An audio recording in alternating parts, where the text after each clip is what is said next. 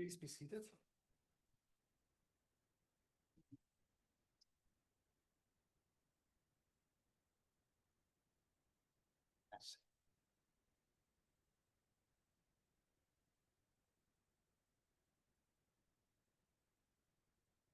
I open this public meeting of the College of Deans of the Vrije Universiteit Amsterdam for a PhD ceremony of the Faculty of Social Sciences and Humanities by affirming that from our Christian origins to the present day, we practice science with a sense of wonder and inspired by fundamental values. Prior to the examination, I invite the candidate to give a brief overview of the research on which the thesis is based. The floor is yours. Dear Rector, dear audience, hallo iedereen die verder kijkt, hola. Thank you so much for being here. I'm now going to tell you something about my dissertation, A Puzzle of Perspectives, Interdisciplinary Language Technology for Responsible News Recommendation. I want to introduce you to John and Leo. John and Leo are reading a newspaper. And in doing so, they are aware of different stories that are happening in society.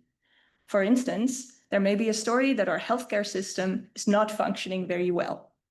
There may be a different story on what is going really well with our healthcare system. John and Leo are able to debate this in a shared public sphere. They can deliberate these viewpoints and they can talk about it. That is because they are in a deliberative shared space. This healthy deliberative democracy means that John and Leo are aware of the public debate that is happening and are aware of having, for instance, they can participate in this public debate if they so choose, and they have enough information, for instance, to do civic duties like voting or other important aspects of civic life. However, what if John and Leo instead use their phones to consume the news? So we go from a big newspaper to a small screen, something that may look like this. Instead of having different stories in the same shared public space, we go to a small screen where people get recommended news articles on their own screen and their own personal preferences. How this works, because you can imagine this screen is very small and you can never show everything, is that there are recommender systems. There is so much in online news, many different articles, many different stories, some positive about healthcare, some negative, some discussing many different aspects. And such a recommender system is able to choose which article to put on John's phone. The question is, how does it do that? The recommender is optimized based on what John clicks on.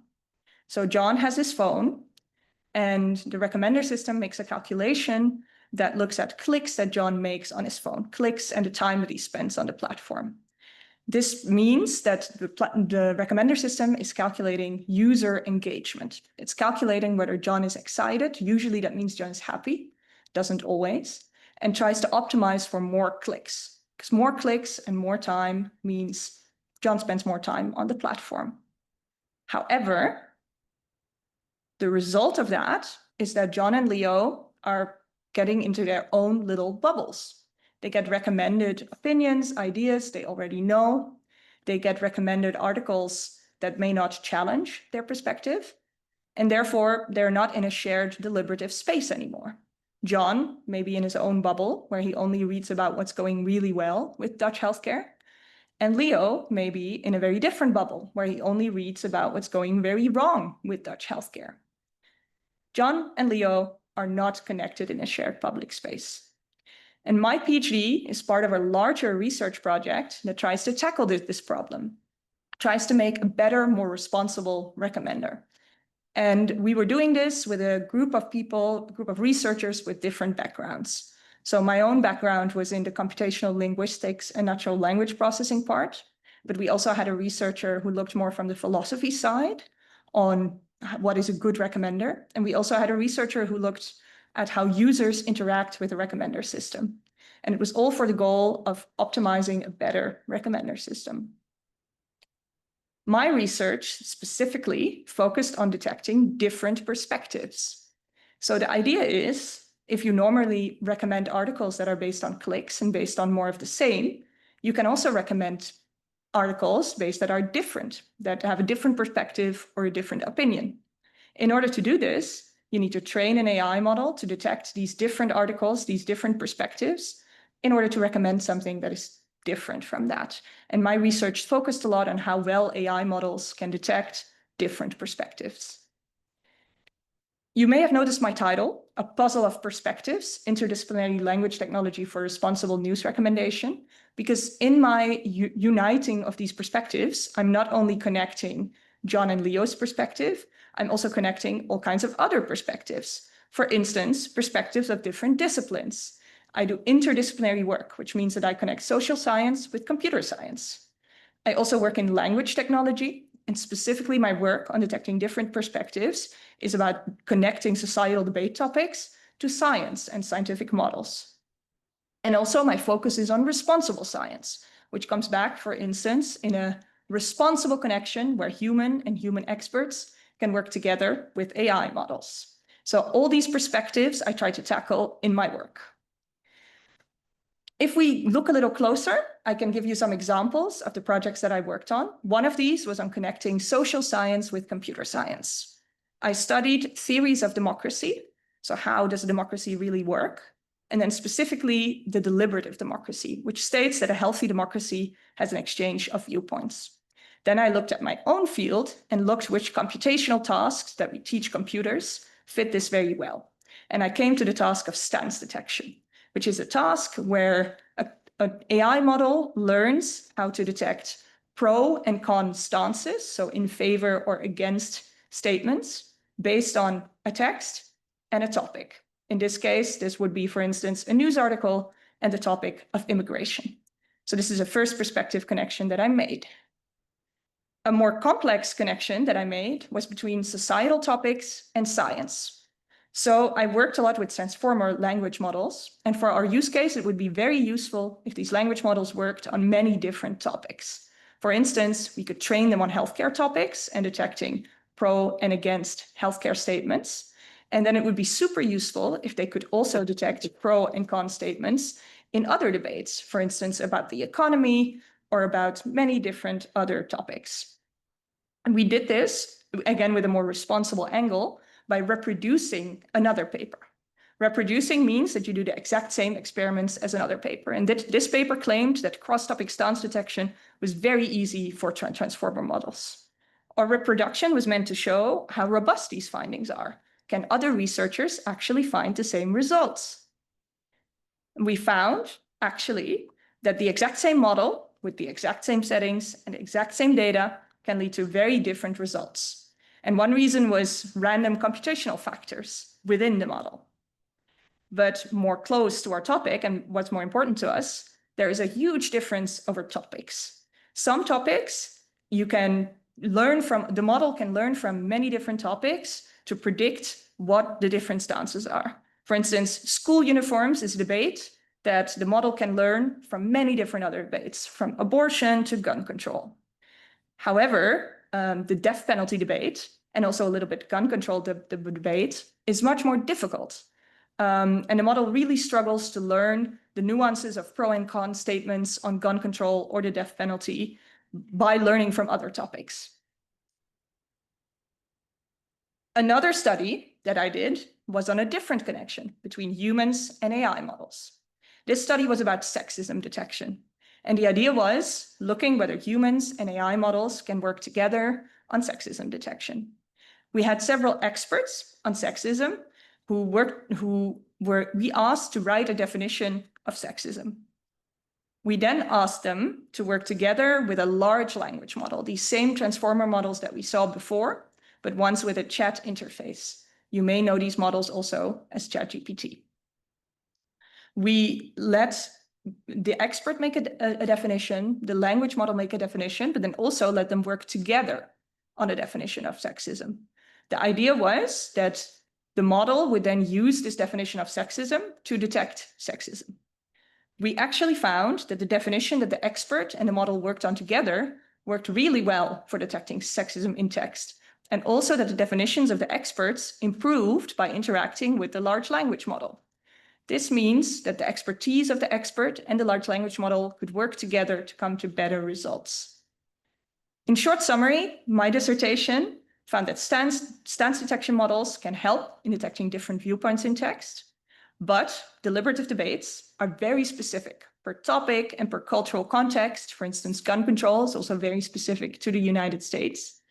And this context is not easy to learn for AI models, specifically not easy to learn from other topics.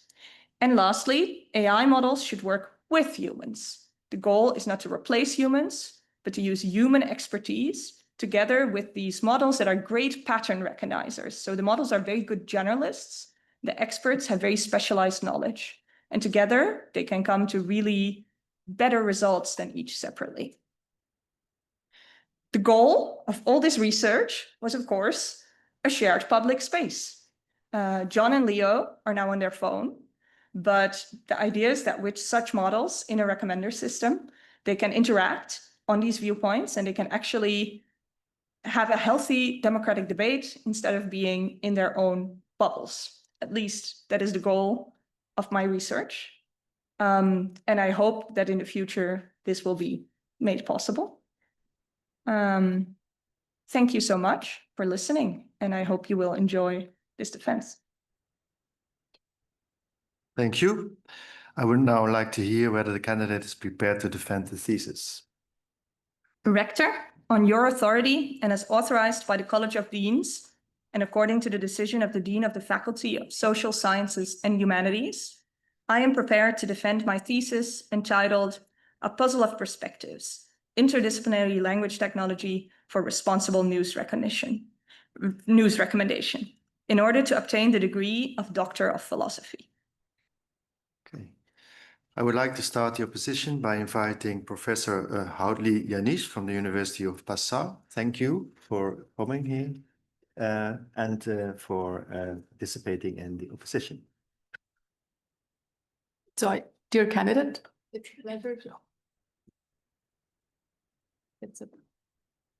it's a pleasure to be here, to be on the committee. It was a pleasure reading your thesis too, and I'm very happy that I'm part of this ceremony. So, on the authority of the rector and by virtue of my right, I have my first question, and it's on chapter 5. So, I think it's fantastic that you combine social science theory with NLP, because I think that's one of the big things that is lacking, and I think you make a fantastic contribution. I'm wondering if you could spell out a bit more how the value belief norm theory actually relates to the concept that deliberative democracy puts up.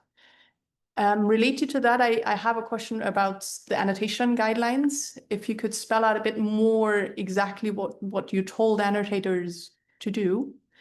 And for instance, the agreement for threat for that label, there was apparently quite a bit of disagreement, and I'm just curious to see if you observed consistent disagreement, what you saw there. Thank you. Yes, thank you so much. Learned opponent, thank you so much for your question. I'm happy that you enjoyed my dissertation.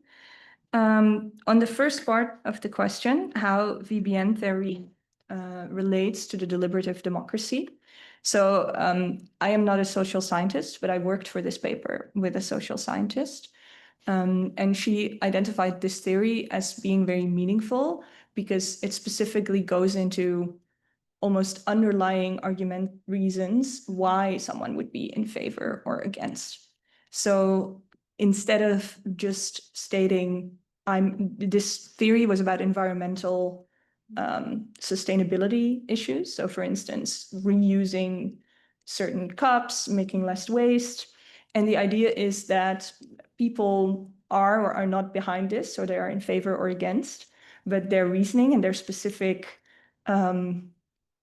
reasons why they are in favor or against may be very different. For instance, someone may be against this because they don't think this is the solution, there's no threat. So this theory has two components, the threat and the power dimension. And in the threat dimension, it is important that someone who supports a theory actually supports an initiative, actually believes that the initiative will alleviate a problem. So they must see a threat, they must see a problem. And the power dimension means they must feel that their actions will actually have effect to change this aspect. And I think my colleague who identified the theory and where we worked on together felt this was really well connected to especially the deliberative democracy, because it's about reasons to find an effective way to collectively work together, to collectively find a way to disagree and to find a way forward. Mm-hmm. So for instance, to say, I do support the environment, but I don't think this is the thing, this is the sustainability cause that threatens the environment. And by adding those nuances, you can get to a way more productive debate, because then you can have a follow-up where you can say, okay, so you do support the environment or you do want to do something, but if we, maybe then a different sustainability initiative will have your support. So I think in that sense, it would help better in sharing viewpoints and also in finding what's different or the same, which is the core of a lot of my dissertation. So that would be the first part. On the second part, there was indeed quite a lot of disagreement on the annotators. I must say it was a pilot study and rather late in my PhD. I wish I had more time to have delved more into this. But what we noticed, and we also had some sessions with the expert annotators, so with the researchers from my own department, and they found the concepts of threat and power kind of difficult. And I guess because they come from a theoretical model, it was difficult to explain how to apply this. In the end, in the annotation instructions, and I have them also with the paper's GitHub so people can reuse them because reproducibility is very important, I think, in science. We specifically changed the wording slightly. So at first, we used the specific words power and threat. And this was very hard for people to understand when they weren't theory experts, which I guess makes sense. So I think we then changed, not from threat and power, but slightly different wording. And this improved agreement somewhat. But I agree it was a difficult concept. And what I also saw, what I mentioned in the paper is that a lot of these debates, so the comments we annotated were from online Reddit discussions about sustainability. And there was a lot of sarcasm, a lot of slang, a lot of difficult aspects. They were not like straightforward debate comments. Many of the other stance data sets are from high quality debate forums where people have to follow certain argument structures. And on Reddit, people just do whatever they want. So that also makes it harder, I think. Thank you very much. Then go on to the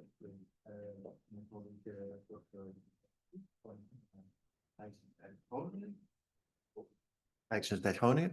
Thank you for coming all the way over here to the VU, for participating in your position. Yeah, thank you. On the authority of the rector and by virtue of my right, dear candidate, first, thank you so much for the thesis. I really enjoyed reading the thesis, and I appreciate considering social science theories in natural language processing tasks, and that we should really evaluate computational models really carefully. That was really, really nice. So now we go to my question. So in the thesis, you define stance detection based on the perspective of the author of the text, like the position that the author has towards certain target. However, sometimes the reader's perception or perspective of the text would be different. I can give you an example. So the government investment in bikes, in bike infrastructure, can impact investment in car infrastructure. So if the speaker values environment, this could be pro, right, the investment. And the reader, for example, can value economical growth, and this will make it will lead to different stance, right? This he will or she will be against the investment. So do you think this impact the stance detection task, the inter-annotator agreement, the computational model performance? And if this is the case, what we should do to address this issue? Thanks. Learned opponent. Thank you for your question and your reading of the dissertation and your time. So if I understand correctly, you state that in stance detection, there is a text, and there's an author, and there's a reader. And in my dissertation, that I don't fully, I think I have it in my dissertation somewhere. I think it's in the second paper, but I'm not entirely sure, where I also say that it doesn't always have to be stance detection on what the author believes. I believe it's in footnote 2 of chapter 3. So I don't think that the stance detection has always to be the author of the paper has to believe in the stance that he or she is writing of the paper of the text. But I do agree with you that for this dissertation, I have mostly looked at the perspective of the text from either the text itself, and I have not looked closely at how people interpret texts. I also agree that this could influence, especially the example you stated with prior stances, maybe in the individual about policies, could influence how someone would read a text. So whether someone would see the text more negatively about car culture or more negatively about bike infrastructure, based on their own stances. I have not considered this in the annotation tasks. This could be a follow-up where indeed their own attitude. I know that there's a lot of work right now on different sociocultural perspectives in NLP and also in data sets. I know that in argumentation data sets, this is a bigger aspect now. So yes, I think that will also impact the results. What I do think, so I haven't looked at individual preferences, for instance, of annotators or of how things are perceived by annotators. But what I have looked at and noticed is that I think many argumentation datasets are very focused on the United States context. So there are a lot of datasets that are very focused on the same debates, which is abortion, gun control, death penalty. And I can imagine these are things that are debated online. These are also things that have a certain perspective, a certain how people read them. Many of these annotators will also be people from the United States, or maybe not. And I think that could also impact the results we saw, for instance, on the cross-topic stance detection, where people who are not familiar with the death penalty debate in the US and the cultural nuances there may have more disagreement in annotation than people who are very familiar with the US debates on this. But I haven't tested this, and this would be interesting to look at in the future. Yeah, thanks. Thank you. Okay, then we move on to Professor Dr. Van der Bos from the University of Utrecht. Thank you for coming also to our university and taking part. Thank you, Rector. Dear candidate, let me first congratulate you with your thesis. It was a wonderful read. I enjoyed it a lot. I agree with remarks made earlier. This is important work. Stance is an important concept related to many other important concepts, but it's crucial in getting this deliberative democracy equipped with the right tools. So I fully agree with you on that. I do have some questions. So on the authority of the rector and by virtue of my right, here's my first. So stance detection is more generally applicable than only news recommendation, right? So if you now today go to Google and start with a search with a query, then what you see is not so much a ranked list of pages anymore, but first a story, a summary of what is in those pages. And you can also imagine this not be about web pages, but about discussions in a thread on a news article, so user contributed content. And there's lots of contexts where the stance could be in the article or in the website or even in the individual posts. So I'd like to sort of try to get your insight ask about your insight on summarizing, basically what Google does, right? So how would stance detection play a role? Could you just think about the ways in which stance detection could actually improve the summary that you get before you decide to click on one of the links that is in the summary? Learned opponent, thank you for your question and your compliments. Yes, I am aware of course, I'm aware of the model summarizations that are now happening when you do any sort of search engine search. And I'm also aware I have seen several issues where the summarization was in some form biased, whether it be from stance or whether it be from something else. Because of course, these summaries are made with data sets within the texts that are on the internet. And which text you choose can influence the summarization. I must say I do not work at Google, so I do not know exactly how their summarizer works, but I can imagine there is some retriever process behind it that looks at relevant documents to summarize, to to have these documents ranked, to find the most relevant ones, and then to use this text to create a useful summary. Where I see an immediate use of stance detection, of models that can detect different perspectives, is in re-ranking maybe the most relevant arguments. So, for instance, certain debates on specific topics that are currently discussed in society, like the functioning of the healthcare system, or indeed Professor Al-Khatib's comment on bike infrastructure versus car infrastructure, instead of promoting the longest text or the most popular text or maybe higher quality text or other metrics that are made to choose the documents that are used. Maybe they use a form of a RAG pipeline. I don't know exactly what is used. But such a model, a stance model, could be used to instead re-rank different perspectives. Or, yeah, of course, there are a lot more issues with these summarizers, from misinformation to other aspects, but this could be one way to use a stance detection model. Could it be that stance detection helps identifying minority arguments that would otherwise be left out of the ranking or end up lower?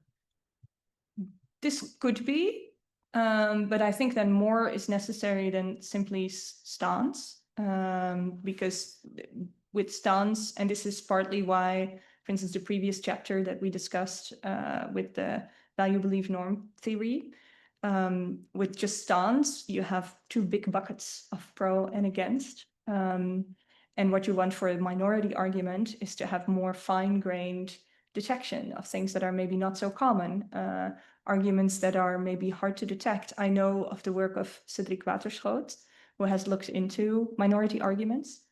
And this is something we also discussed within my research group. So in the ideal of the deliberative democracy, there's this debate of viewpoints.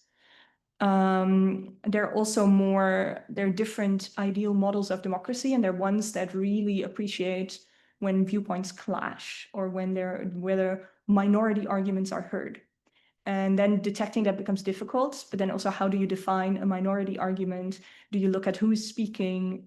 Do you look at the context of a certain debate? There may be some debates where women's voices are really not heard, but there may be other debates where men's voices, for instance, are really not heard. So I can see all kinds of questions and research questions that would make this interesting to see which voices are heard in these summaries. Thank you. Okay, thank you. Then we move on to colleague Dr. Pillay from our faculty to ask the next questions. Thank you, Rector. Dear candidate, on the authority of the Rector and by virtue of my right, let me start by congratulating you on the very well-written thesis. I would like to appreciate the novel conceptual contribution by aligning NLP tasks with the theoretical framework of deliberative democracy. And as a fellow researcher in the field of responsible AI media, I identify and I also appreciate original contributions in task framing, evaluation, and human AI collaboration, all of which I agree that they are critical for addressing complex real-world challenges. So with that, let's move on to the questions. I would like to start with a question on Chapter 7. So in Chapter 7, the thesis presents a pipeline where sexism researchers interact with LLMs to co-create definitions of sexism.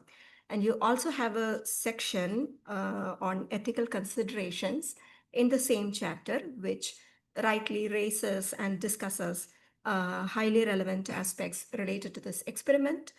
In addition to that, social science constructs like sexism, they're not just technical, they're also normative. So how do you think the cultural and political disciplinary biases from the human and also LLM participants reflect in the definitions they created, if any? So I would like to know your insights on that, and as also on a follow-up question, how can future research account for such different perspectives and potential biases in similar AI co-creation of complex constructs? Learned opponent, thank you so much for your question and also your compliments. That's very nice to hear. Yes, so indeed, in chapter 7, we had this pipeline where sexism researchers interacted with LLMs.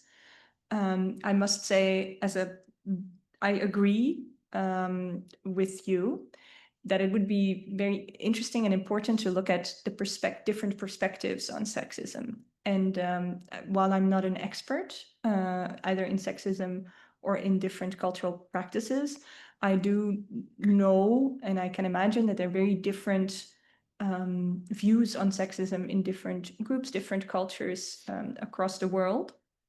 And indeed, the limitations of this paper were that we mostly had researchers who were based, not all of them had a background in, but almost all of them, I think all of them were based in either the US or in Northern Europe. And of course, this is a limitation. And it would be interesting, for instance, the Global South, I think in general, is an area of the world that hasn't seen a lot of research interest also on topics like this, specifically because people research things that are, at least for Western European researchers, they research what is close to them. And I must say, as a backstory to this paper, it was really hard to convince sexism experts to do this. I have sent so many emails, and they all said no. So I do think this is a very important aspect and limitation. And I think what future works could do on the part of the interactors, the researchers, is to do a really good job in trying to find different perspectives and their different research backgrounds, maybe even different cultural backgrounds. And I did not have this at my disposal. Not even cultural backgrounds, I think, from the Global South or from other places, but also research backgrounds. So the sample here was relatively biased in terms that almost all researchers had some experience with LLMs. And these were the people who agreed to this experiment. So there's some bias in there as well. And also there you see different perspectives. But of course, the social contract sexism in itself has a lot of different cultural connotations. On the part of the LLM, which you also asked about, these are also biased models. They are trained on a lot of data. And this data is mostly harvested from the internet in vague and semi-illegal ways. So we do not know exactly what they are trained on, but it is likely that there is a lot of Western, also male perspectives. There has been research, I know of it, that looked at who is writing on Reddit, for instance, which was a huge part of the interactive training part here. And this turns out to have been a lot of white 20-year-old boys. So there could be some perspective hidden in there. And also in research, it has found that the LLMs have some political bias also. So these aspects could be taken into account in a future study. For instance, by looking at different LLMs, I know that there have been LLMs developed with specific perspectives, with more different data practices. I know also in the development of LLM, there is the preference tuning, which is currently in many LLMs. It was also done by sort of almost click farms of underprivileged workers, which also have their own perspectives on what is great. So that would also be something. So more diversity in the people interacting with the LLMs would be great, and more diversity in the LLMs themselves, and then specific research questions on what perceptions there are on the construct sexism. So I would also ask researchers beforehand what their cultural background or their own ideas about sexism. And I haven't done this. So in this study, I only looked at their themselves as a researcher and not as a person. And I should have maybe also done that. Thank you. You happy with the answer? Yes, you had also a follow-up question. If I had time. Yeah. Yeah, okay. A follow-up question about from the same chapter is that in such expert LLM interactions, you also saw that the LLM often contributed longer and more detailed definitions than the experts. So how do you see the risk that with such results, the model's outputs might overpower or bias the expert's framing in some way or the other? And thinking about the future experiments or application, how could this imbalance be mitigated to some extent in future hybrid intelligence settings? Learned opponent, I agree with you that this is a risk, that the experts agree because it's long and it's detailed. There were interactions, so there was a back and forth going on in this study. So the idea was that there was also influence from the expert on the definition. But indeed, because the LLM leads to a longer text, and of course there are a lot of biases in general with LLMs, right? Like I have seen this inside my experiments, but also in my work, that as soon as something is said by an AI, that people will think it's correct. Even when they are experts and they know that it's maybe not correct, they will think, but the AI writes this, so it must be true. I must be wrong. And I think this is an important warning and an important thing in such setups to really highlight that the expert is the expert and should be aware that just because an AI says something that sounds maybe plausible, that it's not the case that you are wrong. And I think this is especially the case maybe with researchers in such an interaction environment who are less experienced with LLMs. And like I said, I've also noticed it in other contexts where less experienced users interact with an LLM and think because the LLM says it must be in the document because the LLM says it's in the document, even when that's not always the case. So I think some careful design of experiments, but also of how LLMs work. So maybe a warning or something they explicitly state would be helpful. Yeah, thank you. Okay, thank you. Then we go to my colleague, Professor Dr. Trenning from our faculty. Thank you. Dear candidate, ook gezag van de rector magnificus en krachtens van recht, I would first like to congratulate you on this impressive dissertation, and I read it with great pleasure, and I don't need to repeat all the comments and compliments my colleagues already made, but I do want to highlight that it is really impressive that it is a very good dissertation in your own discipline, computational linguistics, but actually is also interesting for other disciplines like my own background in communication science, for instance. And in that sense, you don't just preach interdisciplinary like a lot of people do, but you really practice interdisciplinarity. And I think that should be very much complimented. And also your approach to then try to do it the right way with your ethical considerations, open science, reproducibility. I think there's a lot to like about the dissertation. At the same time, of course, there are also things that one can be skeptical of. And one thing that I would like to discuss with you is actually something that you alluded to in the very last sentence of your lekenpraatje. But let me get started on it. So I would actually like to challenge you and hear your thoughts regarding your overall achievement, or maybe even the achievability of your goal. Because, well, you want to basically work towards responsible news recommendation. And as you know, that's also a topic that's close to my heart. And I found the subtitle of your dissertation, which is Interdisciplinary Language Technology for Responsible News Recommendation, very promising. And I think that's a really cool goal, that you want to develop such technology. So I'm very happy that you took on that challenge, but it also, of course, begs the question, like, did you achieve it? And how far did you succeed in developing such technology? And to elaborate a bit on that, you start out by mapping the relevant tasks. You identify, in particular, stance detection. We talked a lot about stance detection already.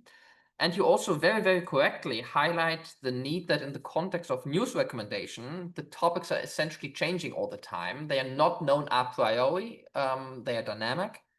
it needs to be something that can be deployed in real time.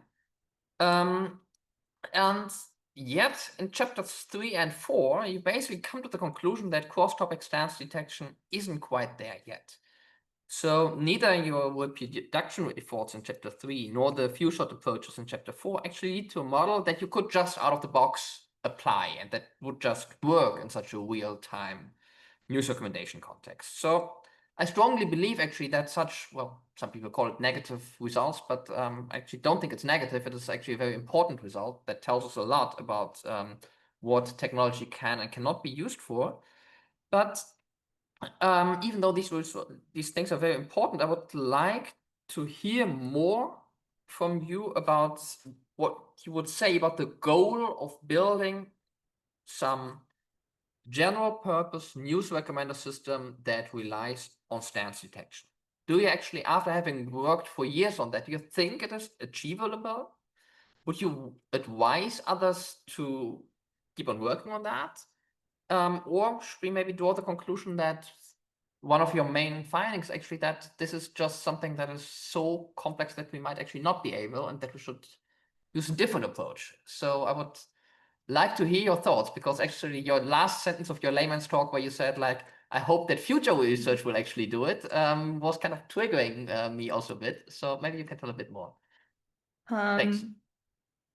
Learned opponent, thank you so much for your compliments, but also for your questions, which, yeah, I like that you use the word achievability of this, because I think especially in chapter 3 and 4, as you stated, I have done experiments on models that were at the time the state-of-the-art models. They were Roberta models, Roberta transformer language models. And I identified in these experiments that these models had some limitations that made them hard to use in this context. So I agree with you that this was not quite there. I think part of it, so it's maybe unfair to blame the model. I think part of it is also on the formulation of stance detection. So in chapter 5, I go into this. So in my first chapter, I was very hopeful. I had reviewed these tasks and I was thinking, stance detection, great, can be used on many different topics. We don't need new labels. There are these papers on cross-topic generalizability. Yay. So I was very happy. And then as I started diving into this, I think the formulation of stance as being topic independent, I go into this a little bit in the pilot annotation study, is a bit difficult, because I think many specific debates in the deliberative public space are very context dependent. So it becomes very hard for a general model that's trained on other debates, on other topics, to actually recognize this. So part of it is the model, part of it is how stance is formulated. And then the last part, because I hinted at this, the model, there are of course now new models in the world. And we have hinted at them as well. These more chat interfaced large language models, which are state of the art in many tasks, actually do really well. I didn't have time, nor like my last paper on LLMs does not go into stance detection, it goes into sexism research. But I do think possibly that these models may be more flexible in different topics. They have shown in many different research to be very good at, for instance, zero-shot detection of different concepts. So for stance that could work, but at the same time, I think that is which we also discussed already in this discussion, in this defense in previous questions. These models are also brittle in terms of they have very specific worldviews encoded in these LLM models, these chat models. There are also other, it is brittle and not stable, I would say, across all topics. So that's why I like the word achievability. I think it would be hard to have a model that is detecting also minority opinions, which we also discussed, that it's not biased towards certain views, that is stable enough to work on many different topics. These are all things these are problems that I've encountered in my research, and these are things that would need to be solved before you can implement this in the world, because in news, there's always new topics, there are always new views. What I would do if I would start over again is maybe go more into the hybrid intelligence angle of working with editors in the newsrooms. So people who are intimately aware of the news and the public debate. I do know from one of my papers, the one on fragmentation, which I believe is chapter 6. I go into how the fragmentation score, so how fragmented the news debate is not an absolute score that can be interpreted. It's more relative. So a very low score doesn't mean low fragmentation. It always should be taken into account. And we give some advice to editorial boards how this should be handled. And I think in terms of detecting different stances, we could do, I think the best approach would not be trusting a model. It would actually be these models that have human guardrails and editorial experts. And maybe similar to my sexism setup or different, that would be the angle that I would go for if I would start my PhD over again. But that also has problems, including access to people and yeah, other issues as well. But yes. Thank you very much. Very clear. Do I have time for follow-ups? Yes, please. Because you actually mentioned my second question already, because you talked about the interpretation of the fragmentation score, and that was something that I noted down as an unrelated question, but I'm very happy that you actually even made a bridge. And I noted that you basically are very short on the interpretation of it. You write essentially on page 71, there is no single optimal or desired level of fragmentation. And I actually agree with you that neither minimizing that score nor maximizing the score is what you probably want in any real life setting.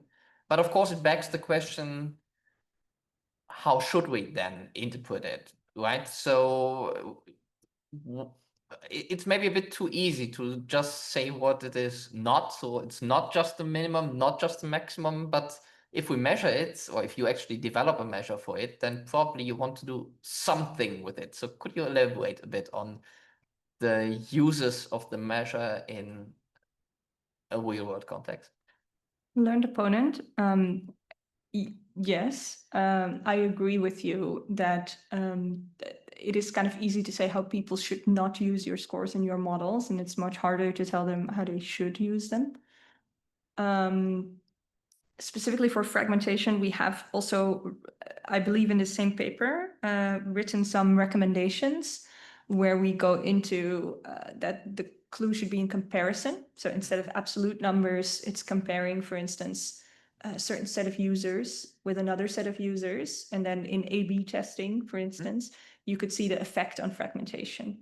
And if there's a very large difference where you know that you want less fragmentation, you can go with A instead of B, instead of calculating the absolute number.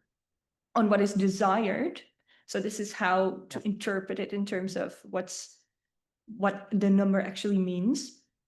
In terms of what is desired, I would like to refer to Sanne Vrijenhoek's work, who has done a lot of work in, who's also here. Yeah, we can just ask her. So. Yes, we can all wave at her. No, who has developed these metrics where she translated difficult political theories to exactly these metrics. And in her earlier papers, she also gives a recommendation on how much of one of these metrics there should be. For instance, if you have a vision of a deliberative democracy where people debate different things, your fragmentation should be ideally low, because you don't want people to be unaware of the same things. You don't want people to be in separate bubbles, like on my talk. But if your idea is that a liberal democracy is the best, so people can read whatever they want, it's not important that they have different views or different ideas, then you can just you don't really care about fragmentation. Maybe you think a high fragmentation is good. So instead of there's no ideal fragmentation, and what we meant by that when we wrote the paper was that we wanted the editorial board or someone who uses these models to be responsible to think about what is how much fragmentation do I want in my ideal world, and how do I want to use that? And I realize this is also not an easy question to answer. No. So maybe, maybe it is easy to say you figure it out, but I also think that's important because it shows some ownership over what kind of ideal world you want to create. Thank you very Yes. much. Okay, thank you. There's still some time, so we go to the second round of questions. So I would like to invite Professor Houtli Janisch, if you have a second question. to ask. Thank you. So originally I had a very technical question, but now I want to contribute and follow up on what you said before. So reliable news are a core pillar of democracy, right? So right now we're seeing the web and us as consumers being swamped with generated news. And ACL has shown that we're kind of, as academics, we're running after the big companies and we're trying to figure out how good are they, what can they not do, and so but we're running after whatever they throw in front of us, right? So you, as a person who has worked for years on responsible news recommendation, right? How do you see the field moving forwards? How can we exercise our rights? Maybe how can we make sure that this, I mean, I know it's a tricky question, so I don't have an answer really myself, but I'm wondering, do you have an idea? How can we go forward? And with the field, you mean researchers? Computational linguistics. Yes. Yeah. So how can we go forward? I realize our field is in a difficult situation, not only because these large companies having more compute power, more access to models, very smart people. They also have a lot of their field, I feel, has had a lot of proprietary aspects to it now. Companies having their own models, their own data sets. There's less openness in how things are actually built or done. And I feel this is a big culture shift from NLP, where things are very shared. So how to deal with that? I think that's a very big question.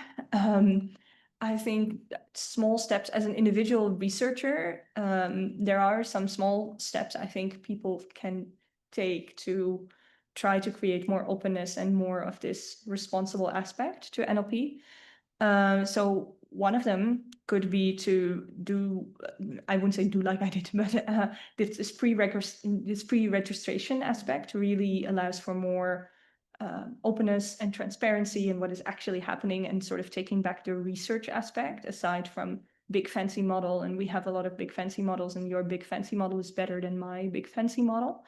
I think that is an avenue. I think also it's important to keep checks and balances. Like, I think there are some researchers who are really good in trying to get some diversity or some responsible aspects back into these big models. For instance, I've been following the newest work of Barbara Planck, who's looking a lot into a very different subject on voice recognition, but is going really into different accents, different languages, sub-languages, rare languages, cultures. And I think this is a very important step, because many bigger companies will create a model for everyone, right? For the biggest market, maybe for the most money. And these kind of topics are things like also responsible, basically, maybe also the minority argument that Professor van der Bos mentioned.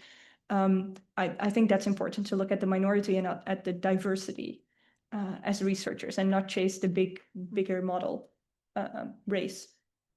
Thank you. Okay, thank you. Then we move on to Dr. Al-Khatib. I think you have a number of other questions. Yes. Dear candidate, there is one sentence in your thesis that I really love, and I will read it now and ask you about it. So the sentence is, this means a simple computational solution, for example, maximizing diversity of viewpoints and debates, might not always be the best manner to reach the normative goal. I really like it, and I would like you to explain what kind of risks we have if we follow this approach, and what do you think, what are the best alternative strategies that we should follow? Learned opponent. Which part of the dissertation is this sentence from? Page 18, 2.5.4. Yes. First paragraph, last sentence. Yes, I am there. Yes. So indeed, I do think that a maximizing score, we have spoken about it before in this event, may not always be the best way to get to a responsible news recommendation or a normative outcome.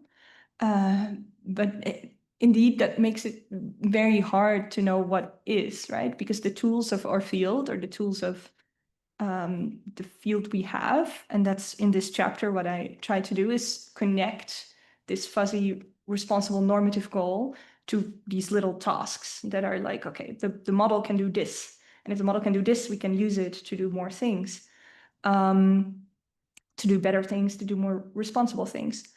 And I agree, I stand by that statement. I don't think this is always the best way to create a more normative, better world. But then I think the answer should be in collaboration, actually in interdisciplinary collaboration. So I noticed when I started my PhD, I started reading a lot of literature, and I feel our field is very focused on these tasks, and they're almost like little islands. So they have their own literature, they have their own benchmarks, they very much talk with each other, and they optimize scores on these tasks. And I think it really values, like in this project, to go outside of these tasks and to work with, for instance, and I know I haven't done it as much in my work as I wanted to, but for instance, Dr. Pillay, who is here, is working a lot with editorial boards, with journalists itself. So really going out of these scores and these tasks, but going into places where they're used, and then looking at the normative goal and thinking, okay, how can we develop something that is more responsible and that reaches this normative goal, and not focus so much on maximizing a score or a task or a max diversity of something. But that's very hard to do. It also requires, like I said before, access to people and people willing to work with you. And a lot of it is difficult, I think, to do. And that's why the task thing and the score thing is very easy, right? It's very easy to say my score is going better, or I'm doing this task and therefore it's improving or it's not improving. And this other part is much harder. But I think it is required for real normative change, I think. Yeah, thank you. And thank you. Then we move on to Professor Van der Bos. Thank you. Yes, so in communication sciences, so another sub-branch of social sciences, there's a lot of interest in, well, basically stance. And there's always this dimension already mentioned by colleague Al-Khatib, that there is the writer and the reader. There's a perception of a message, and often in the alignment of the opinions of a reader lies the success of an article or a post. Like it will get a thumbs up, or it will get selected, or whatever.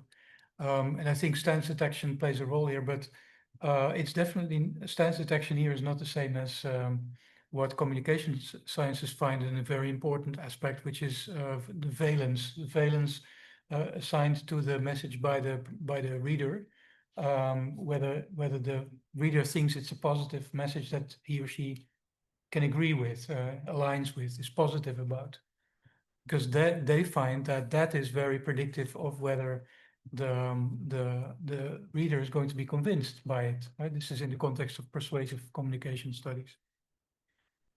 So I believe that stance is not going to help them here. But what I was thinking was that the classifier confidence of your stance classifier in itself shows you whether whether it points at pro or con.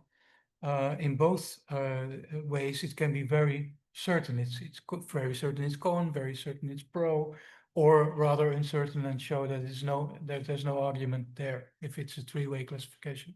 So could you imagine using this, asking for a friend, could you imagine using this classifier confidence in a system to sort of stand in for strength of the argument basically conveyed? Learned opponent. I'm intrigued by the idea. I do think that in exploring this idea, we run into other problems like the biases of models that we spoke about before. Yes, but it could be interesting to look at. For instance, weight averaging by my colleague Uja Kurana. She has worked on this. There's options there.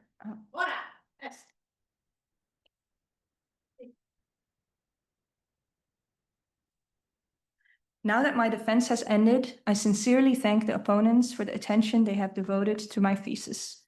I now look forward to the decision of the doctorate committee, which will decide whether the degree of Doctor of Philosophy will be granted to me. I hereby adjourn the public meeting of the colleagues of the deans for further deliberation, and I invite the promoters and the opposition to follow the beetle in the same order as we came in.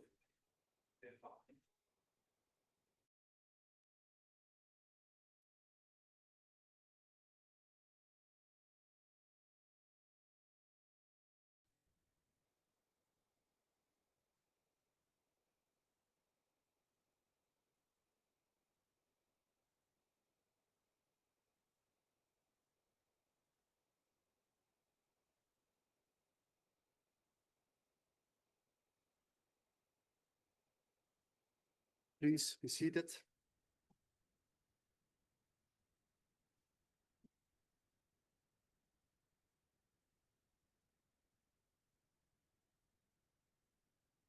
I reopen the public meeting.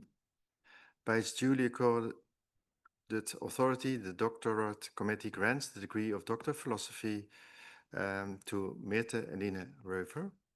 Congratulations. I invite the supervisors and co-supervisors to place the signature to the degree certificate as witness of this deed.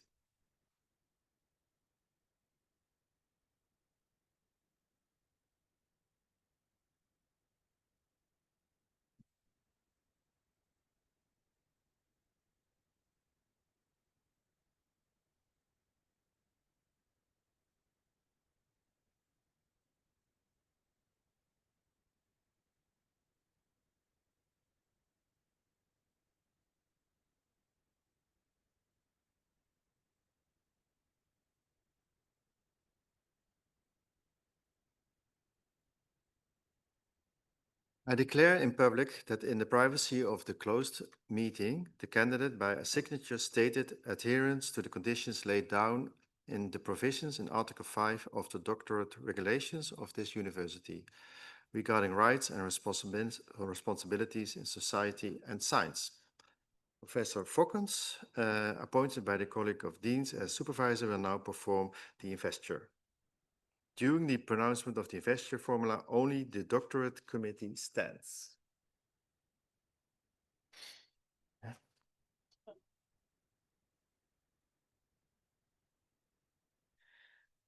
Uit kracht van de bevoegdheid door het bestuursreglement van de Vrije Universiteit Amsterdam toegekend, verleen ik, als de daartoe door het college van decanen aangewezen promotor aan u, Myrthe Reuver, de graad Doctor of Philosophy.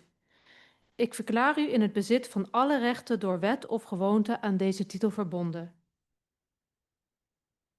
Ten bewijs hiervan overhandig ik u het diploma door de rechter magnificus en de promotoren ondertekend en voorzien van het grootzegel van de universiteit.